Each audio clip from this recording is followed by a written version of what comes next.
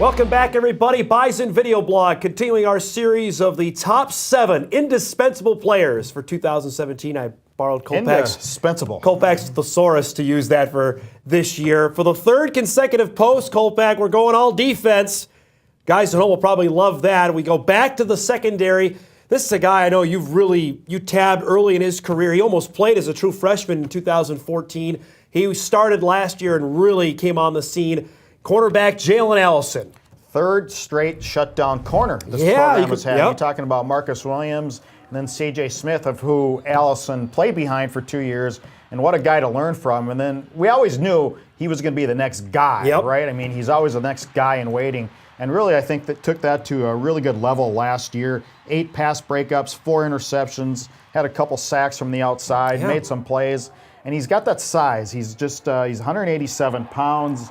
And about 6'1", we believe, around there. And probably will be when fall camp gets here, Yeah, and he'll face some pretty good receivers, although Western Illinois lost Lance Lenore. But, of course, it's going to be the SDSU matchup everybody's going to look at with Winnicky. Well, I thought, actually, he played very well against Winnicky last year. And granted, Terrence Christian, that game against the Bison, the first matchup where Christian was just amazing. They have to remember, and Bison fans may forget this because how the game went, how many times the Jacks had the ball inside the 20, Christian got picked off by Trey Dempsey in the end zone, and then Allison broke up a pass in the end zone as well on 4th down to stop the Jacks when Stiglmeyer decided to go for it every time on 4th down. I thought he really developed into what you said he needed to be, the shutdown guy. And I'm curious now who's going to step up in the Missouri Valley in terms of wide receivers, but you know Allison will be the one marking them in 2017. Well, absolutely. And, of course, the question will be on who's on the other side of Allison. But when you start with Allison, I think you got a guy who's maybe growing up a little bit too, like they all do. She was a shy kid coming in. You know, you talk to him and you just wanted to say a couple words, and he's probably opened up a little more since then.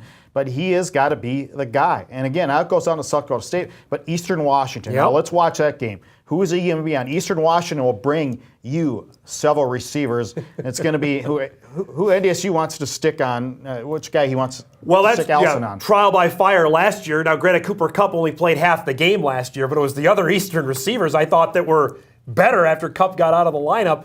He learned there, and I think he'll be even better. But I think you're right on, is who's on the opposite side of him when we break from fall camp. Don Davis is moving inside to the nickel back a little bit. That's the curious part, I think, of who's going to be the guy to step up for them in 2017 outside of Allison, because I think opposing offenses now know where number 21 is on the field. And he really made his mark, I thought, in the postseason 2015. Remember, he had that pick 6 against Montana in the opening round of the playoffs. And let's not forget, it's a team game. So I think Jalen Allison stands to benefit from a healthy Nathan Tanguay up front. Another guy. A healthy Menard, although he played obviously every game last year. And then, of course, you got DeLuca back. DeLuca is every bit as a good pass defender as he is run stopper. So if you have those two guys back who remain healthy, it only stands to benefit.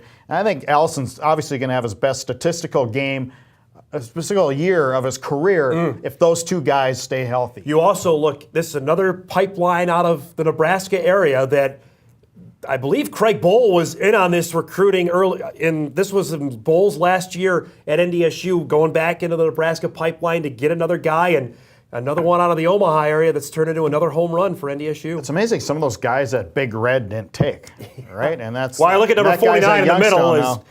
Stands right out. There's a guy playing in the NFL that probably is pretty good. Another one that was in the back end where number 35 was recruiting. Jalen Allison, number 5 on our list of the top indispensable players for 2017.